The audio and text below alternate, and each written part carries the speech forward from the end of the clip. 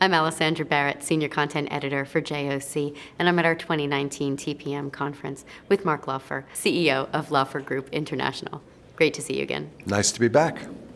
Last year when we spoke, we were wondering whether the market was going to shift for the carriers or for the BCOs. We ended up with high freight rates and capacity under control. Do you think that that was due to a marked cultural shift in how things were operating or just the market?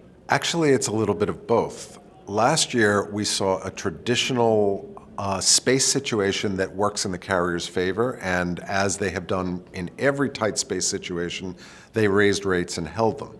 What was different about last year was that the carriers showed discipline even when the market was high. They pulled capacity during peak season. They pulled capacity when in other years they would have added capacity. And they actually created a shortage which drove rates even further and further, alienating a lot of shippers in the process. Culturally, it remains to be seen whether carriers have made a fundamental shift. But I will say this, with less carriers to worry about, and the banks breathing down their neck to regain profitability, I think that right now the mindset of the carriers is much stronger than it ever has been before to change their culture to maintain profitability, no matter if the market goes up or down. If they do this in a down market, that will be a sign that there has been a fundamental shift in the carrier mentality. And that we'll find out when things slow down. Venture capitalists have been pouring money into technology, and we know that our space has just had all of these new startups creep up, and things are changing dramatically. Do you think 2019 is the year that technology will disrupt in the way that everyone's been talking about?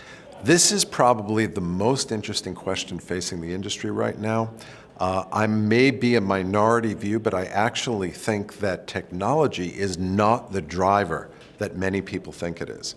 I think that the industry needs to create a minimum level of technology that exists, the kind of technology that exists in other businesses, but technology itself is not going to be the game changer here, because once we get to common data standards, which is something that was talked about in today's TPM session at 12 o'clock.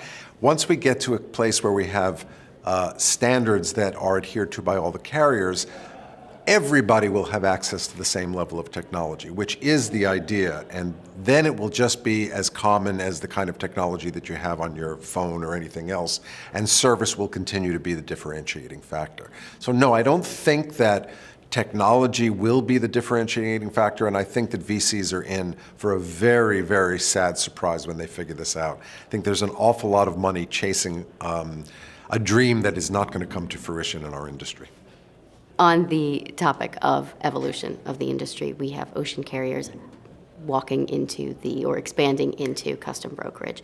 Do you think that they want to actually move into that space? Where do you think that's going to go? What's the future there? I think that carriers right now are desperate to find ancillary services other than the commoditized ocean shipping services that they've traditionally offered to drive revenue into their system. I do not think the carriers are well suited towards customs brokerage or towards logistics management. I think that's not their specialty. I think that if you look at other industries, asset owners usually employ third parties to fill or sell their assets. A perfect example being a construction company builds a building and then hires a leasing agent to fill it. I think this model runs throughout most industries. I think ultimately the carriers will revert to that model. They've tried this before and they've failed. I have no reason to believe that it'll be any different this time around. It's always great to get your insight, Mark. Thanks for sitting down with me today. It's always a pleasure to see you. I've been speaking with Mark Laufer, CEO of Laufer Group International.